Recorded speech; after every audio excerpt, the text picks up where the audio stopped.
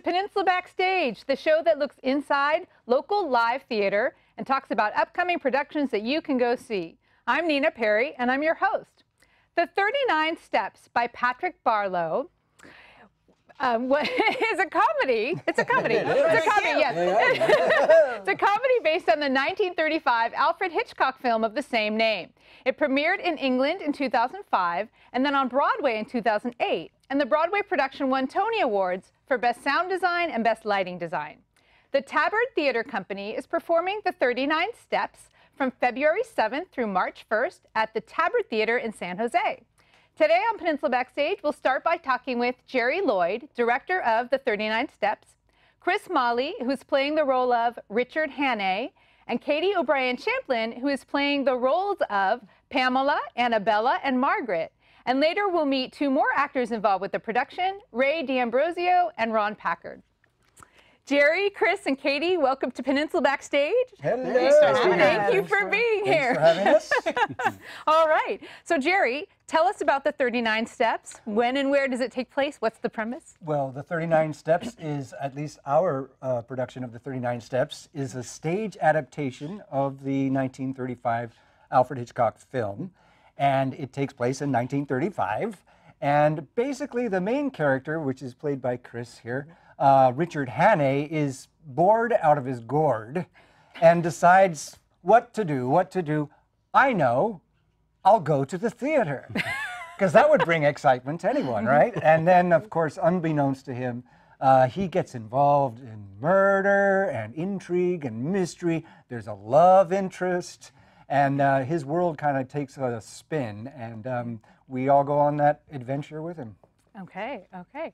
So, Chris, yes. Tell us about Richard Hannay and what drew you to this role in this play. Well, Richard Hannay, first of all, is that classic Hitchcockian hero who just sort of stumbles into all of the terrible things that are happening around him and somehow manages to remain suave, remain very debonair, and being able to carry off the adventure while terrible things are happening, still managing to and I even comment on this in the play, keep his rugged good looks alive. So you had to throw that in. This is obviously a part that I was made for. So, humble too. Well, absolutely, absolutely. No, as I'm coming into my later years, and yeah, I don't know how many more ingenue type roles I have coming up, but the thing that always makes an ingenue more interesting is when they get a chance to play off of lots of comedy and basically be the straight man of the scenes. So that's the part that I love. I love playing a straight man. I love that feeling of being able to sort of control the laughs. Because you, whether you're aware of it or not, you know, it's a lot of times the reaction of the straight person that is sort of cueing the audience as to when the laughs should come and then when they should stop. It's like the payoff. Exactly. Yeah. Okay. Yeah. Okay. All right. And something I'm going to say that something that makes the stage adaptation very different from the film is that in the film, in the story, there's a lot of characters. But in the stage adaptation, Richard Hannay, he is Richard Hannay throughout the entire play. Okay. But there's only 3 other actors, and they play all the other characters. How many other characters?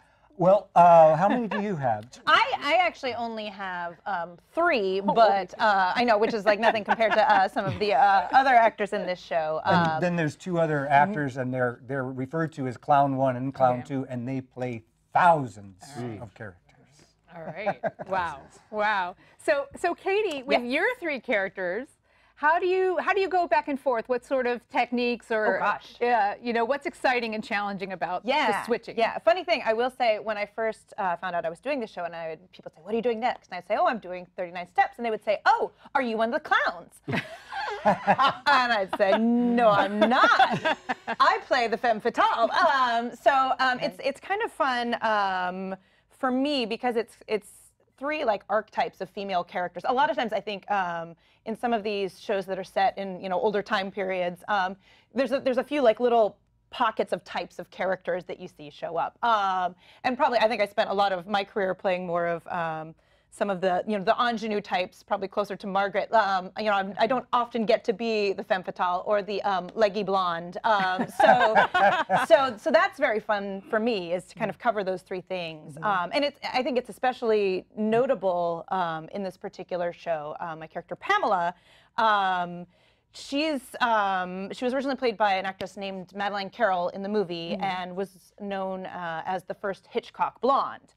Which, yeah, for those people familiar with Hitchcock films, that was kind of a thing that he would have. And I guess originally the lore is that blondes photographed better in black and white, but he kept doing it up through color movies, so I think he just liked blondes. And it's sort of this woman who, she's a little bit icy and aloof and very smart. It's not like a Marilyn Monroe type where, her sexiness is very overt. It's a little more buttoned up and proper. So that's very fun to play in this show. And they do a lot with the comedy of kind of how that unfolds, particularly later on in the show where we end up handcuffed together and just kind of stuck in. Spoiler, sorry. Spoiler. All right. Yeah. So you mentioned Hitchcock and the types of characters he would like to work with. How familiar are you all with Hitchcock's works in general, and this film in particular? Well, I know that's one of the things that I was so excited when I was asked about directing this, because I have been a Hitchcock film ever since I can remember. I remember after a show, my first Hitchcock experience was after a show. I would go to the theater with my mom a lot because we couldn't afford babysitters. And after the show, the after party, they were watching Psycho. And I was like 6. Wow. And I loved it. And so anyway, I've always loved Hitchcock. So to be able to be involved in a story that's based on Hitchcock's style, and yet lots of comedy thrown in, that was just, I said yes very quickly. Yeah. Okay. I think that's part of what makes this show particularly fun too, is that for Hitchcock fans, it's very true to the screenplay. I mean, most of the dialogue is taken right out of the screenplay, almost verbatim. But what you'll see this in our scene as well, is that you're dealing with the fact that it's a feature film, and it's being brought in this teeny tiny little space with nothing but your classic staging conventions, theater blocks and chairs and a few minimal props here and there, all the kind of stuff that you have in a theater. How do you make that look cinematic? And so and that's where the comedy comes in too, is because and I love to be able to laugh at theater conventions. I love it when they're a part of the joke, and I love it when it pays off, because you're still sort of tied up in what the suspense is, but it's happening with everybody just doing these silly little things to try and make it look like wind is blowing, or that there are explosions happening, or planes are flying at you, and it makes it all really just a part of a playful little experience, as if you're in your bedroom pulling out costumes from your closet and trying a few things out. Okay. So it sounds like the physical comedy is going to be heightened, on the stage versus what can be done in a film. Yes. So, can you tell us about your experience with physical comedy? Oh, yes. I went to clown school. She did. I actually kind of did. Right after college, I went to a place called the Dialects International School of Physical Theater, which was kind of a big, long, fancy name for clown school. We studied clown and melodrama and mime and commedia dell'arte, and also we did. It's funny, at the time they were calling it creation of new work, but nowadays people refer to it more as devised theater, which is, now it's very, very popular, and a lot of theater companies are working that way physically, and kind of, where actors create, a lot of the stories that they're telling. And at the time, that was one of the only places to go in the United States to study there. So it's been completely invaluable in terms of doing pieces like this. And I find, when I look at my resume, like it's a little bit clear where I went to school, I think, just because of the training I got in how to craft this sort of work. And you have to be very specific. Okay, great. I think we should see some of this work that you're able to craft. Oh dear. And I know Chris mentioned a scene, so I think we're going to see a scene. We're I know we're going to see a scene. Oh, we're going to do a yes, scene? we're going to. Okay, well, good luck. Throw it, All teasing right. stuff. We'll come up with something. All right, that sounds good. We're actually going to see a scene from the play. Even better. Yeah. So Chris and Katie, I want to thank you for talking with us. Thank you for having me. And you're welcome. And I will excuse you to go onto our set, and they will join Ray D'Ambrosio and Ron Packard in a moment. But Jerry, first, can you? What do we need to know about this scene before we see it? Where does it fit into the story? Yes, because it's not at the beginning and it's not at the end. But as I said earlier, Richard Hannay has gotten himself involved mistakenly in murder and mystery and spies, and he's actually, turns out that he is a suspect in a murder that's happened. I won't say whether or not he did it, but he is a suspect of a murder that has just happened, and he's trying to escape the police, and the world is getting tighter and tighter, and he ends up on a train and in a compartment with a stranger, and the police are right on top, and it's like, well, are they going to catch him or not? And we'll see. All right, sounds good. Let's watch.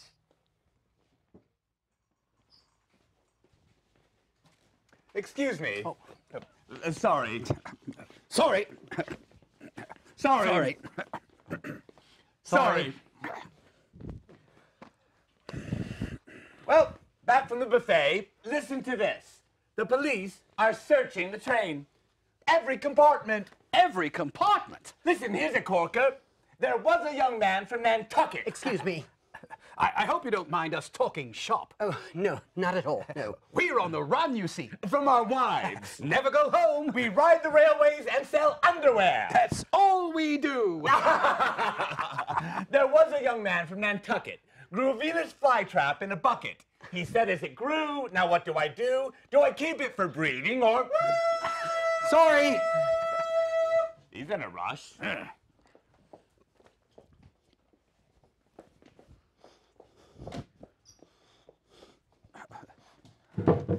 Sorry to disturb you, but have any of you seen this man? His name is Richard Hannay. Darling, so wonderful to see you. Someone having a free lunch in there? And a free pudding too, I wouldn't wonder. Sorry. I'm terribly sorry. I know we're just strangers on a train, but I had to do it. I am Richard Hannay, and they are after me for murder. I didn't do it. You've got to help me. I've got to remain free for the next few days. The safety of the entire nation depends upon it. Sorry to disturb you, but have either of you seen a man walking through here in the last few minutes? His name is Richard Hannay.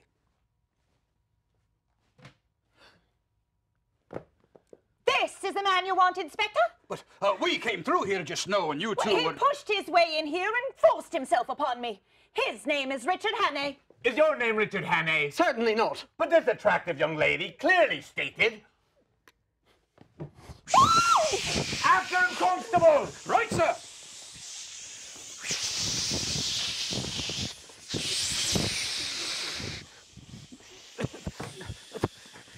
He's on the roof, sir. I can see that, constable. Grab him, man! Very good, sir. Can I help? Not right now, miss. I'll stay here then. Very good, miss. Just a suggestion. Yes, miss. What about the emergency cord? Don't pull the emergency cord! Pull the emergency cord? Righto!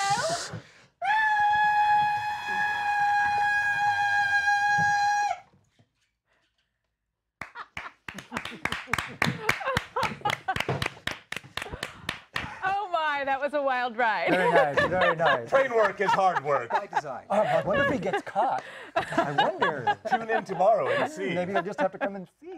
Oh my gosh. So Ron Packard and Ray D'Ambrosio, welcome to Peninsula Backstage. Thank you. Thank you so much. Thank you for your performance in that very wow scene. So tell us about the characters you played, because I think there were at least 3, and your experience with this whole endeavor. Yeah, so this is just a couple of the roles that we play.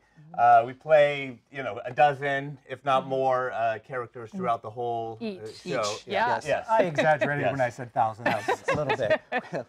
And so we were salesmen on the train, and then we had to quickly turn into constables searching the train. And that's kind of the way it goes through the whole show, just switching from one character to another. So we change in ages, we change in genders, we change in accents, we change in costumes, we change in hats. There's Hats is a big part of it. Okay. lots of hat juggling. Yes. Okay. Yeah, which is probably that's what's the most attractive thing for me for this role is having to jump back and forth. This is by far the most complex ensemble track I've ever been a part of. And Yes. having to leap back and forth between accents and between characters and Right. ages and genders and stuff is just great. And awesome, don't you even amazing talk to fun. yourself at one point? Yes, and sometimes I give myself my own cue. So Switches hats and yes. Yeah, having your own conversation with yourself. Will you have helpers backstage, hand you the right God, hat? I hope Oh, so. I hope so. We're supposed to, yes. I don't Okay. think you can do this show Right. without Right. help. Right. Yeah, although I'm sure we'll be taking advantage of the large coats to produce hats and things out of. Oh, yes. Who knows yet? A lot we of haven't gotten to that underdressing. stage yet, but yeah. A lot of underdressing. Thankfully, so they the wore big trench coats in the 30s, so you know. There you We've go. got help. Lots of characters pockets. start very large and then they We'll be get losing weight, both skinnier and skinnier. So, in the scene you did here, we did some wind sounds, and we did some, physical flapping to show the wind. Well, is that how it will be when we see it on stage? Or will there be- Absolutely. Oh, exciting! What's missing? Actually, there will be some. We toyed with the idea of actually having Foley sounds and Okay. literally having somebody to the side Okay. doing sound effects, but it's just too complicated. Right. So this show, didn't it win? Did you say it won sound design? It did. Yeah, yeah. Yes. And light design, which Yes. I can certainly understand because every element of this show it's a dance more than any show that I've been involved with. I mean, everything is choreographed, including the sound. But the sound, like the train whistle, will be a train whistle, but it'll be recorded. Okay. The wind will be recorded, but they will be doing this with their coats, and they have Okay, there long won't be a big coats on. fan. That's No what big it is. fans. All right. No, it's all done by the actors. Wow. Yeah. So it's really complicated, actually, because you got to remember, the wind's going the wrong way. Go this Yeah, which way. way's Yeah. the train going again? Okay. Right. It's right. a whole other layer, in addition to all Right. the lines and acting and movement. We have to make sure that we have all that physical stuff down too. Yeah. So you communicated the movement of the train all together as a unit. So that was very effective. Yeah, it's a lot of detail, that you wouldn't necessarily think of, on the surface, but there's a lot of, complexity that goes Right. into, to rehearsing and then, producing this for an audience. Yeah. And hopefully, the end result is that it's fluid and it looks simple. It's a very stark stage as a one element of it, Right. and yet it's very complicated to get simple. Yes. So the Yes. complicated part is in rehearsal. Hopefully, that's not seen when we're performing, right? Yes, All right. Right. that's the goal. Yes. So here we saw a train, and there are probably other modes of transportations and other types of locations. that There will be- are. All right. All right. Yeah. All right. Lots of them. At least one car. Okay. There's a car. Yes. Struck it on All stage. right. Yes. Okay. real There is time. a car. We won't say how we Okay. pull off the car. All But right. All right. there is a car. What else? Are there any other modes? There's a plane. airplanes. Airplane, Okay. There's right. a plane crash. Yes. Okay. Yeah. There's a. What else is there as far as transportation? That's pretty much it. I Yeah. guess. I Yeah. think so, All right. yeah. Lots Well, of running. that's Lots and lots of plenty. running. That's plenty. And that's I the mean, challenge, right? I mean, yeah. the movie, you were able to do Right. real trains and planes and cars Sure. and things like now, and now you're, condensing that onto the stage, but still trying to recreate all those things. So that was one of the things that really kind of attracted me, to this production is that, just trying to put a movie onto a bare stage with 4 actors and seeing what happens. And not a whole lot of help with sets or anything, Yes. because I know it's very stark here, but actually in reality it will be fairly stark. We have some really cool set pieces that do different things. There's a door unit that serves for lots of things, on lots of different doors, and going in and out is it's an interesting dance that has to happen with the set pieces as well. Also, one of the things you may have noticed there in the dialogue earlier in the scene, Richard Hannay mentioned something about being strangers on a train. Yes. Yeah. So, Which is one of Alfred which Hitchcock's is one of films. Alfred Exactly, Hitchcock's, yes. one of my favorites actually. And obviously, the big picture is the 39 steps, but within the whole play. There are little drops of homage to a lot of different Hitchcock movies, and not only in the dialogue, we've added some, and but in the music as well. And the writers are very clear about that from the outset. Basically here's an outline. Here's the words, which we don't change too much. We've added some things, but they say, make it work however you think it should work. So it's really cool to be able to, and it's been very collaborative to come up with what works best to do this. We need to do this or this, and this is our goal. How do we do that? Right. Good. I'm glad you mentioned the collaboration. I wanted to ask about how much freedom do you give the actors to just try things, and how much vision do you have that you want them to execute? My answer may be different from theirs, but I would like to think that it's both, actually, especially with this production. There are times when it's wide open. Here's point A, and you have to get from here to point B. How you get there is up to you. Let's see, and then we'll tweak it after the fact. And then there's the other side of that coin is, okay, no, you have to be a quarter turn this way in order to, pull something off. So it's both. Do you guys I think agree? so, yeah. I mean, Jerry has provided. I mean, both the script and Jerry provided sort of a framework, and he's very good about letting us try that, and if it works, we keep it. If it doesn't work, we don't keep it. And he cast a very well-educated and educating cast. Both Chris and Katie are theater educators themselves, so they've got both a lot of personal background and professional background. I have less than they do, but I'm really kind of happy to he's be a trooper. hanging with all these guys. And Jerry and I got to be on stage once before, so we've had that relationship as actors before. So yeah, it's very collaborative and very fun. And already, and we're not done rehearsing yet, but already we've had some what we call art by accident, things that happen in rehearsals that weren't meant to be because of a mistake that somebody made or what have you, even dropping a prop or whatever. Yes, keep that. That's awesome. Yeah. Mistakes can be gifts. Absolutely. Yes. So what's it like being directed by a director who's also an actor? Oh, so far so good. It's been great. I mean, it's like I say, he's got an open mind. He's both a framework that says here's the fundamentals we're trying to achieve, but an open mind that says why not? Let's try. Do we dare? I think was the first. That's right. Keeps doing it. Do we dare? Yes. The answer is always yes. Yes, and Yes. That's improv speak. that's right. So when you start rehearsing, I mean, do you go from the beginning and do it linearly, or do you pick out intense scenes like this one, or complicated blocking? Different directors, of course, have their different styles of how they do things. And for me, I like to start from the beginning and go in order. Okay. And some of that is because how I think as an actor as well, because I like to get a through line and some sort of continuity. And it's hard when it's all out of order and you have to be at an emotional state here, and we're doing that first, and it's hard. So my preference is to go from the beginning and work your way through. Not always. That doesn't always happen, sometimes because of scheduling and such. So it's like, okay, we're going to skip over this part and we're going to do this other scene first, and we'll come back to that. But I like to do that as less as possible. Right. Less as possible? Is that as little as possible. Thanks, Ray. That's why they're on the stage. Yes, I think when you're shooting a film, there's a lot more out of order things because of logistics. Right, but you can put it all together later. Right? Your editor is your best friend. Yeah, there you go. But you guys are editing on the fly. You're acting and editing all at once. Okay, great. So tell me about your dialects. So we heard a couple in this scene. How many accents would you say you needed to work on for your role? Yeah, I mean it's so many. I mean the English accent, and then you have the upper crust, British, hello, and then we also have a bit of the Cockney there, at the beginning, and then a lot of the play takes place in Scotland.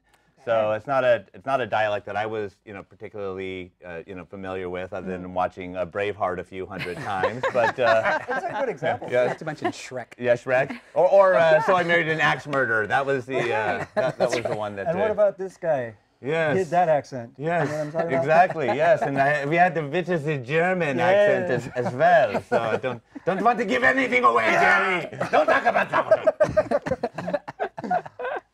Oh my gosh.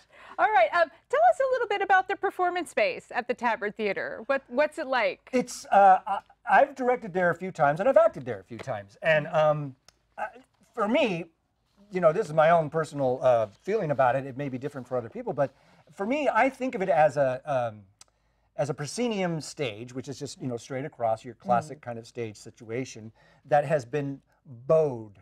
Like if you were to take a bow and arrow and the stage is straight and then you pull back on it and it curves. Okay. Because that's how it is. Straight on, there's no audience. So it's like a baseball diamond shape.